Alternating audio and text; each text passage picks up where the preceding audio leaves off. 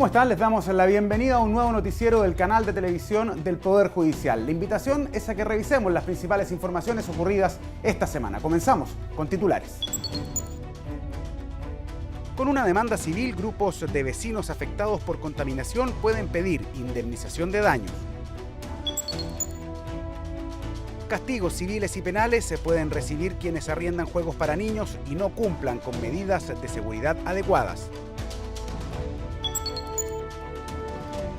Con números artísticos, juegos y deportes se concluyó una nueva versión de la Semana Judicial. La Corte Suprema ordenó una indemnización de 158 millones de pesos a un grupo de vecinos de Quilicura que sufrió por 11 años el deterioro de los techos de sus casas por la contaminación de una empresa que produce material para detener la humedad. Una demanda civil fue la herramienta utilizada por esta comunidad para reparar el daño sufrido y defender sus derechos medioambientales. La comunidad de edificio Flex Center en Quilicura consiguió una millonaria indemnización de perjuicios debido a la oxidación y deterioro que afectó a sus techos desde el 2005. El daño provenía de un material particulado que retiene la humedad llamado perlita, producido en las instalaciones de la empresa Imeris Minerales, situada a más de 3 kilómetros de la comunidad. La perlita estaba almacenada al aire libre y a causa del viento las partículas se depositaron en los tejados de zinc, lo que causó el proceso de corrosión. Hay un informe de DITUC de la Católica y de otros antecedentes técnicos que son complementados con análisis testimoniales y documentales, pero básicamente este informe técnico lo que establece es que efectivamente, de acuerdo a la trayectoria de los vientos, al tipo de sustancia de que se trata y que se encuentra depositado en la techumbre de la empresa demandante, efectivamente se puede establecer causalmente de que el daño está producido por ese tipo de sustancia. La Corte Suprema elevó el monto de la indemnización, que en 2014 fue cifrada en 19 millones de pesos por el 14º Juzgado Civil de Santiago. Luego que la decisión fue revocada por la Corte de Apelaciones, el máximo tribunal decidió aumentar el pago a 158 millones de pesos al revisar las facturas por el costo de reparación. La variación de la suma tiene únicamente que ver con cuánto monto se logró probar como daño efectivamente causado. Y entonces lo que se probó en primera instancia y se le descontó la prescripción, y la Corte Suprema entendió que se habían probado daños por casi 160 millones, ¿cierto?, sin que se le aplicara la prescripción al monto definitivo. A pesar de que la fábrica contaba con todos los permisos sanitarios, lo importante de este caso es que a través de una demanda civil, los afectados acreditaron con informes técnicos el nivel de contaminación que afectó su patrimonio de forma prolongada en el tiempo. Las pruebas periciales, documentales y testimoniales fueron claves para sustentar la responsabilidad civil extracontractual de la fábrica, la que tuvo que responder por el daño ambiental que produjo. Es inocuo el tipo de contaminación a la salud o a la vida de las personas, pero sí es un daño medioambiental que repercute en un daño de carácter patrimonial, más bien de daño de carácter emergente, porque la empresa tiene que incurrir en gastos precisamente para hacer reparaciones, tiene que contratar profesionales para precisamente hacerse asesorar y establecer precisamente sus pretensiones procesales. Obliga, ¿cierto?, a la empresa a obtener todos los permisos sanitarios o ambientales para funcionar, lo cual no lo libera de adoptar todas las medidas necesarias para mitigar los efectos colaterales, por decirlo de alguna manera, o perjudiciales tanto para la salud como para la población. Para enfrentar la contaminación ambiental generada por una empresa existen dos vías a nivel judicial: el recurso de protección cuando se afectan derechos fundamentales y la demanda por indemnización de perjuicios si el daño ambiental afecta el patrimonio, tal como ocurrió con los demandantes en Quilicura. Los dobles de los cantantes Américo y Juan Gabriel animaron el cierre de una nueva semana judicial en Santiago, una jornada que se extendió por todo Chile y que estuvo marcada por la alegría y participación de los funcionarios, los que disfrutaron de una jornada entretenida, con juegos y deportes. En la soledad de mi cuarto quedaré con el interrogante en que fallé, aunque en la respuesta no hallaré. Así, al ritmo de la cumbia, en la voz del doble de Américo y para los más románticos, el show del igualito Juan Gabriel. Terminó la semana judicial para los funcionarios de la jurisdicción Santiago y Corte Suprema. Una forma de mejorar los lazos, compartir y distenderse en una nueva versión de esta cita que ya cumple 5 años, con competencias deportivas y recreativas, que se llevaron a cabo a lo largo de todo el país.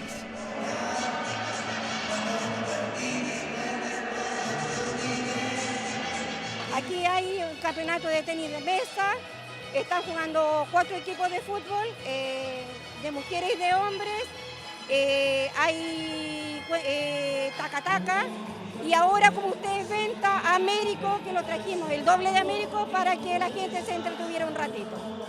Esta actividad está dentro del marco de la Semana Judicial, que es una actividad que promueve el Poder Judicial, la Corte Suprema, en favor de juntarnos como equipo, como grupo, favorecer las relaciones interpersonales, principalmente eso, juntarnos en una instancia diversa a lo que es el trabajo jurisdiccional diario. Buena mesa incluida para todos los participantes, además de baile entretenido, competencias apasionantes y también, incluso, hasta concursos de cueca, trofeos, medallas y aplausos para los vencedores y premios de consuelo para esos que fueron vencidos, porque más allá de las disputas deportivas, lo importante era compartir, tónica que se replicó a lo largo de todo Chile. En todo Chile, cada uno organiza sus actividades de acuerdo a su zona y a cómo van participando los tribunales. Nosotros estamos cerrando el bloque deportivo, pero claro, hay una cena que cada tribunal realiza como cierre de la semana judicial. Caso de San Miguel, los funcionarios de esta Corte de Apelaciones se reunieron el jueves 20 de octubre en el gimnasio olímpico de dicha comuna. Unas 250 personas, entre magistrados, administradores y funcionarios de la jurisdicción, participaron de la actividad. La mañana del 4 de noviembre del año 2008, Diego Schmidt-Hebel fue asesinado. Un hombre le disparó en 2 ocasiones y lo apuñaló con un arma blanca. En un principio se pensó que el crimen era producto de un asalto, pero la historia dio un vuelco y la investigación apuntó a que se trataba de un asesinato por encargo planeado por María del Pilar Pérez, familiar de la novia de la víctima y que pasó a ser conocida como La Quintrala. 2 disparos y una puñalada terminaron con la vida de Diego Schmidt-Hebel. Todo ocurrió la mañana del 4 de noviembre de 2008, cuando el joven economista entraba a la casa de su novia, ubicada en la calle Seminario en Providencia. Nadie entendía el motivo del asesinato. Tiempo después, la investigación judicial logró establecer que se trató de un crimen por encargo.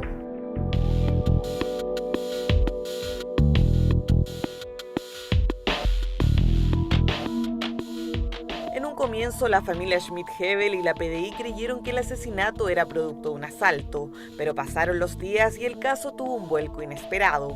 Antiguas rencillas familiares motivaron a María del Pilar Pérez, familiar de la novia de Diego, a contratar al sicario José Ruz para asesinar a otros integrantes del clan. Sin embargo, esa mañana el destino quiso que el joven economista terminara muerto. La mujer sería conocida en los medios como La Quintrala.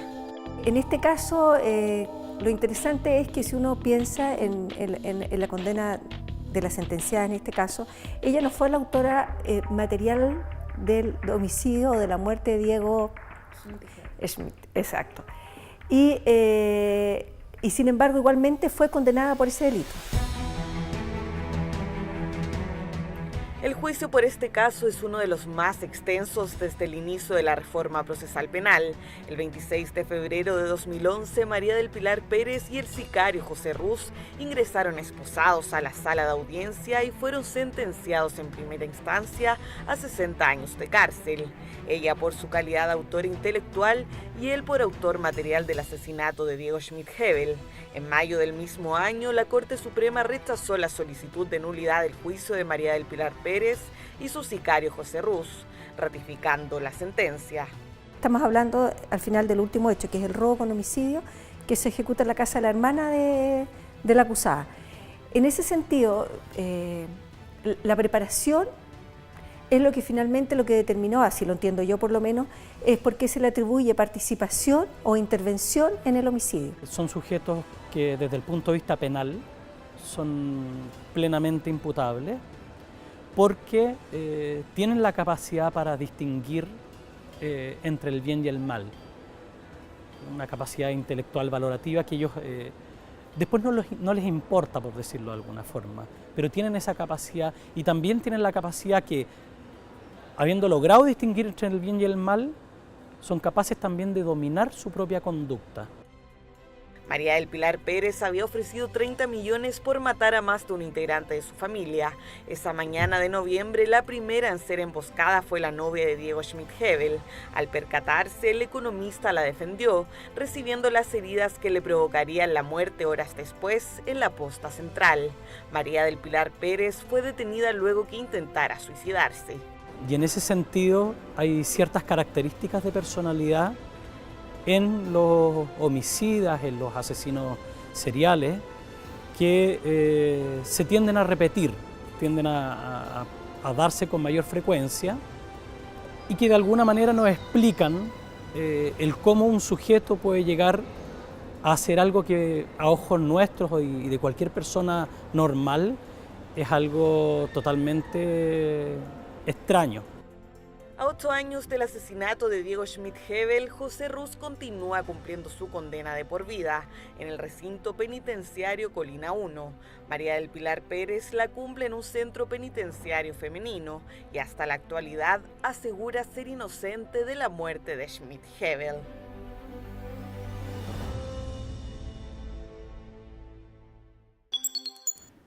El 12º Juzgado de Garantía de Santiago se convirtió en el primer tribunal en el Centro de Justicia en aprovechar el uso de pantallas disponibles en las salas de atención para difundir la ley de tramitación electrónica y también parte de la parrilla programática del canal de televisión del Poder Judicial.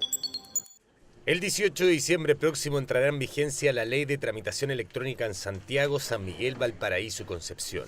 Un proceso donde el canal del Poder Judicial ha generado contenido explicativo para los ciudadanos, una realidad que despertó el interés del 12º Juzgado de Garantía, perteneciente a la jurisdicción de San Miguel, el que creó un práctico sistema de información a través de 2 pantallas instaladas en la zona de atención de público, donde se dará a conocer este material. La implementación del monitor informático apunta efectivamente a que nuestros usuarios sean mejor informados, sean informados de palabras sencillas, no técnicas, de lo que significa la tramitación con firma digital.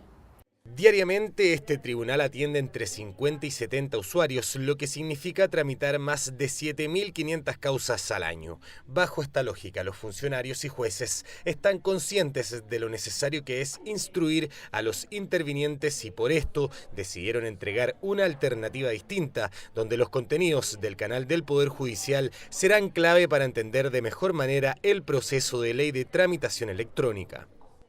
Eso nos llevó a pensar que era importante que todos tuvieran conocimiento de los pasos que hay que seguir, de toda la información que deben requerir y de cómo debemos partir todos en óptimas condiciones el 18 de diciembre próximo. 2 pantallas en desuso fueron configuradas por personal informático del tribunal para, mediante un servidor remoto, transmitir 10 cápsulas creadas por el Poder Judicial que informan sobre la ley de tramitación electrónica.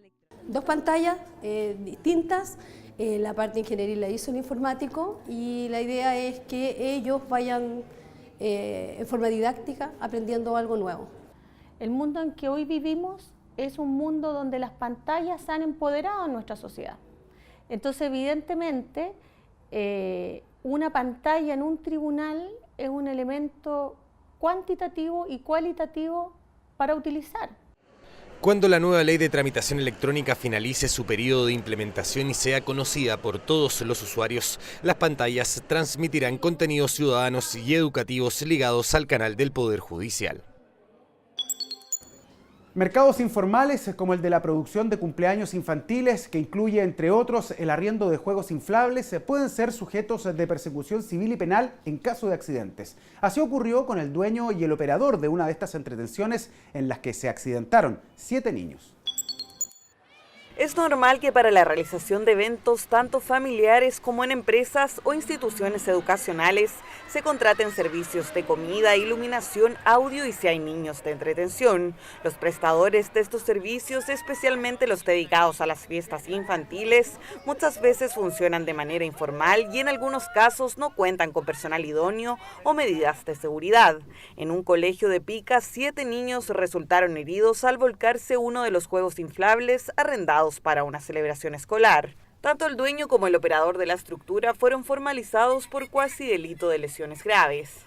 Bueno, estas personas quedaron con medidas cautelares de baja intensidad, esto es arraigo nacional, firma mensual y finalmente la prohibición de participar en actos infantiles con estos juegos inflables. En Chile no existe una norma específica que regule la fiscalización de este tipo de servicios cuando son contratados a proveedores informales, por lo que cumple años con juegos inflables o competencias guiadas por monitores que no cuentan con certificaciones específicas implican un grado de desprotección a los usuarios.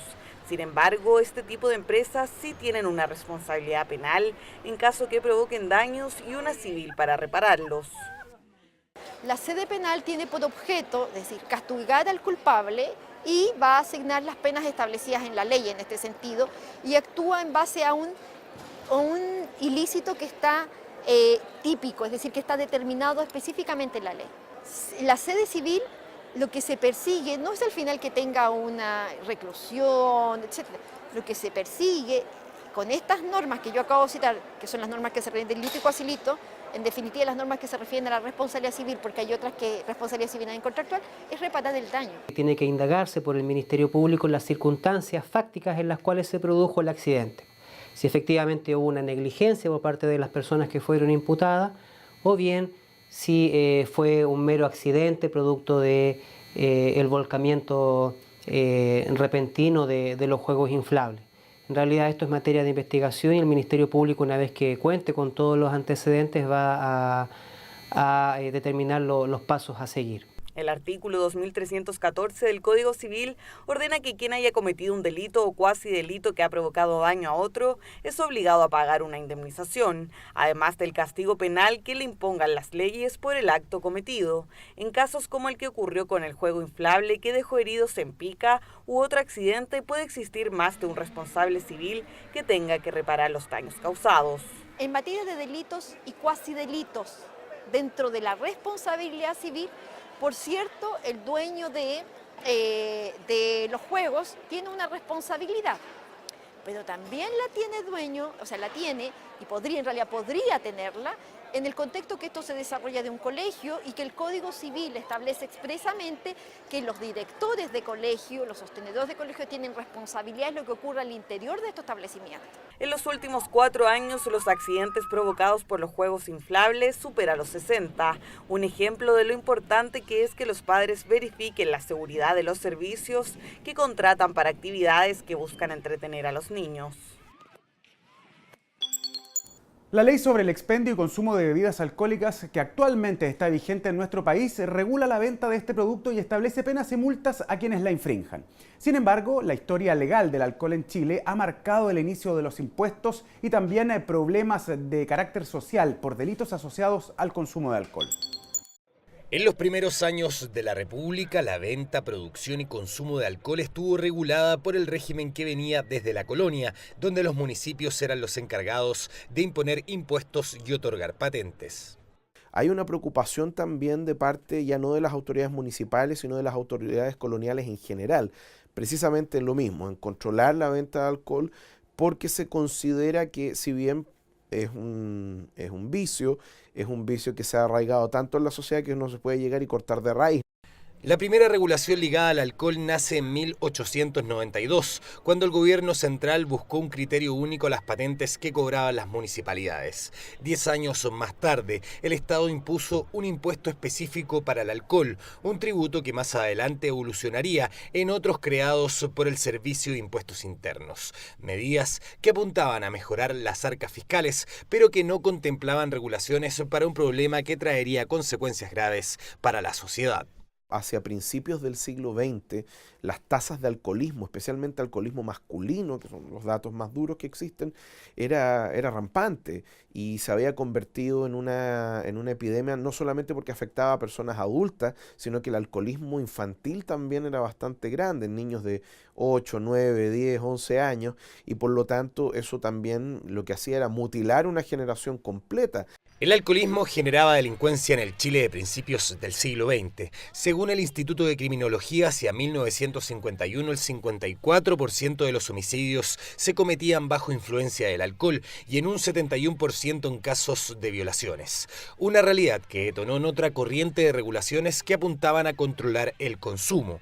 Los gobiernos de José Luis Sanfuentes, Arturo Alessandri y los radicales promulgaron leyes con este objetivo, algo que se mantiene hasta la actualidad, donde la Ley 19.1925 de expendio y distribución de bebidas alcohólicas apunta a regular un correcto consumo e incluye sanciones penales a quienes la infrinjan.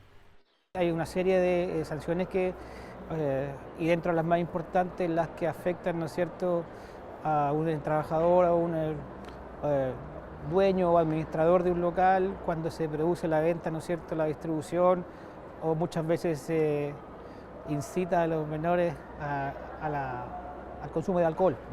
Específicamente, en la actualidad, las leyes castigan con mayor severidad la venta de alcohol a menores de 18 años.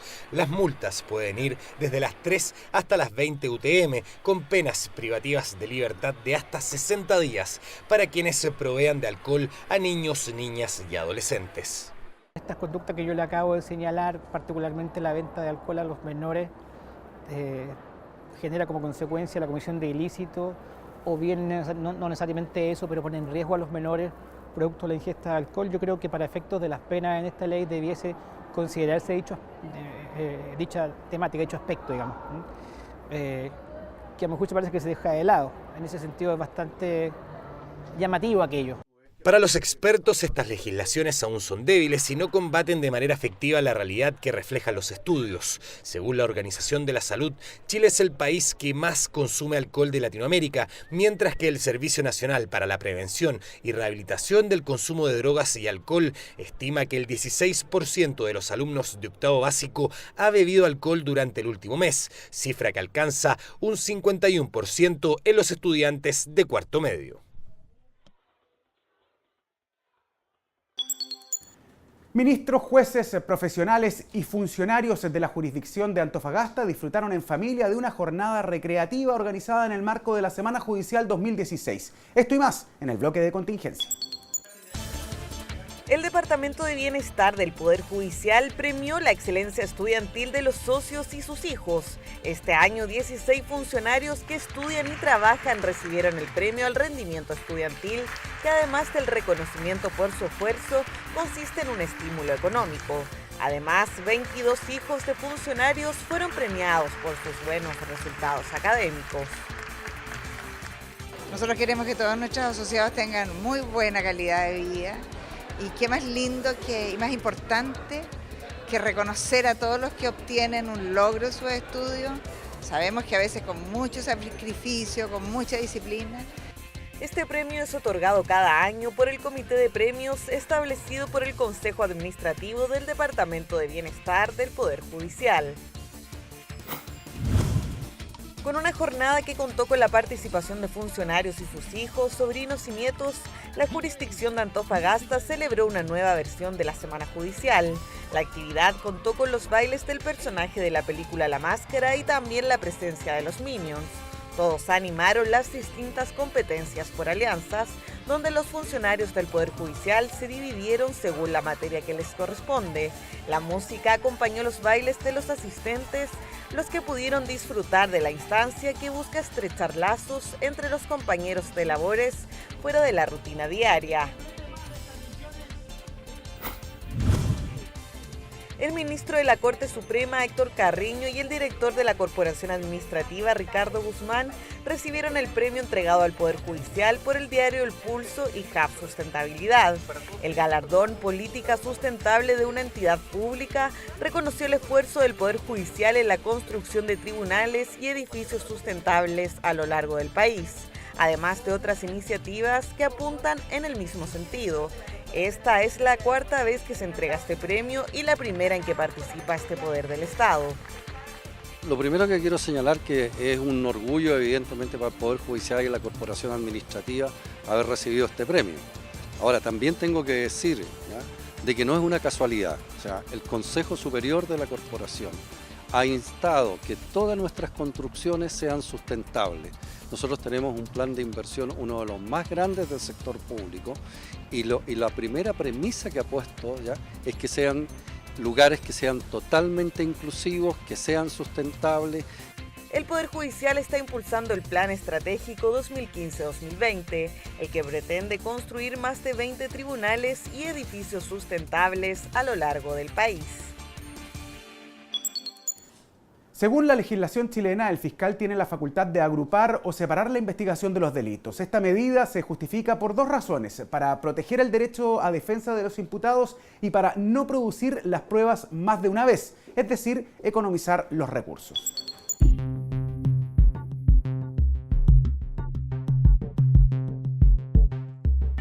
Varios hechos delictuales pueden ser investigados en una sola causa. Esto porque el Código Procesal Penal señala que un fiscal puede investigar 2 o más delitos en un mismo proceso si así lo estima conveniente. A esto se le llama agrupación de investigaciones. A la vez, cuando 2 o más fiscales investigan simultáneamente un delito, el imputado puede pedir que las indagaciones queden agrupadas y a cargo de un solo persecutor para no afectar su derecho a defensa. El oficio número 133 del Ministerio Público sugiere a las fiscalías involucradas resolver cuál de ellas seguirá con la investigación y así obtener resultados concretos. En caso de no llegar a consenso, es el fiscal regional quien decide. El presidente de la Corte Suprema, el ministro Hugo Dolmetsch, recibió al ministro de Justicia de Austria. Esta y otras informaciones relacionadas con la máxima autoridad del Poder Judicial se la contamos en la agenda del presidente. El presidente de la Corte Suprema, Hugo Dolmetsch, recibió en audiencia a Wolfgang Brandstätter, ministro de Justicia de Austria, para tratar temáticas referentes a la justicia tanto en Chile como en su país. La delegación austríaca además estuvo integrada por la fiscal y directora subrogante del Departamento para Asuntos Jurídicos Europeos e Internacionales, el jefe de gabinete del Ministerio de Justicia y la vocera de ese ministerio. Una cita que sirvió para intercambiar experiencias y que fue valorada tanto por el ministro Dolmetsch como por el titular de Justicia austriaco. El nuevo embajador de Israel, Eldad Hayet, se reunió con el presidente de la Corte Suprema, ministro Hugo Dolmetsch, como una manera de estrechar lazos con uno de los poderes del Estado en nuestro país y también en retribución a la visita realizada por la máxima autoridad del Poder Judicial en Chile a los funerales del expresidente israelí Shimon Peres. Yo vine aquí a encontrarme con el presidente de la Corte Suprema. Primero que nada para conocer, yo acabo de llegar a Chile hace menos de 6 semanas. Y segundo, para agradecerle su visita a Israel con motivo del funeral de nuestro expresidente Shimon Peres. El presidente de la Corte Suprema, Hugo Dolmetsch, valoró la promulgación de la ley que permite a personas con algún tipo de discapacidad ser nombradas en cargos de juez o notario. La ceremonia de promulgación de la ley número 20.957, realizada en el Palacio de la Moneda, fue encabezada por la presidenta de la República, Michelle Bachelet, y los ministros de Justicia, Jaime Campos, y de Desarrollo Social, Marcos Barraza. La nueva ley deroga los numerales del Código Orgánico de Tribunales que establecían que no podían ser jueces ni notarios las personas sordas, mudas y ciegas. Lamento no haber participado en la génesis o en el desarrollo de la misma y solamente he tenido el honor de firmarla. Pero como bien lo indicó la presidenta, esto marca una nueva manera de abordar el tema de la capacidad. Lo que más interesa a la gente, oiga, es que la legislación y la institucionalidad del país sea más inclusiva, no repudia a la gente por su condición. Y eso me parece que es un derecho humano de primera necesidad. Con el objeto de abordar los diferentes aspectos de la inclusión de personas con discapacidad, la Comisión de Desarrollo Social de la Cámara recibió este lunes al presidente de la Corte Suprema, Hugo Dollmech, quien dio a conocer el plan de trabajo que el Poder Judicial se encuentra realizando en este ámbito. Según afirmó Dollmech, todas las autoridades del Estado y empresas privadas deben tener una actitud consecuente con los discapacitados, por lo que aseguró, desde el Poder Judicial se ha enfocado la problemática desde diferentes perspectivas. El presidente de la Corte Suprema, Hugo Dollmech, participó en la celebración del 29º aniversario de la Corte de Apelaciones de Coyhaique. Durante la ceremonia, valoró el esfuerzo que realizan los jueces y los funcionarios judiciales para acercar la justicia a los habitantes más alejados del país, como Isla Melinca, Caleta, Tortel y Villa O'Higgins. La instalación de esta Corte es la vocación democrática de sus gobernantes por dotar de acceso a la justicia a todos los habitantes de nuestro país, en particular de aquellos que se encuentran en los lugares más distantes de los grandes centros urbanos. El presidente Dollmech visitó también Puerto Cisnes, donde se reunió con el juez Juan Mijovilovich y los funcionarios del Juzgado de Letras y Garantía de la localidad, el que imparte justicia en las áreas penal, laboral, familia y civil. La autoridad se reunió también con los representantes locales del Ministerio Público y la Defensoría Penal y visitó la tenencia de Carabineros.